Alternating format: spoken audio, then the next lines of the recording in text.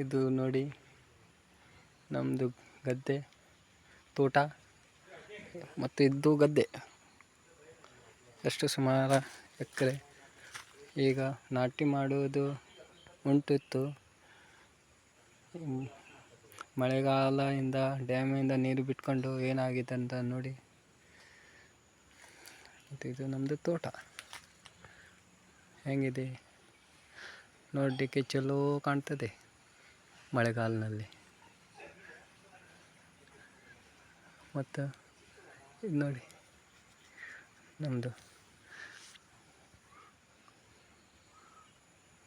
ತೋಟ ಹೆಂಗಿದೆ.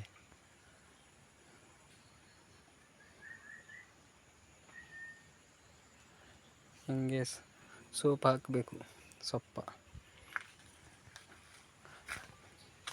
ಮಳೆಗಾಲದಲ್ಲಿ ಇದೇ ಕೆಲಸ ನಮ್ಮದು, ಸೊಪ್ಪು ಹಾಕೋದು.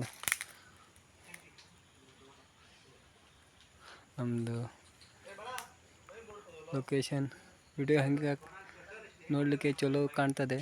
ವಿಡಿಯೋ ಲೈಕ್ ಆದರೆ ಶೇರ್ ಮಾಡಿರಿ. Thank you.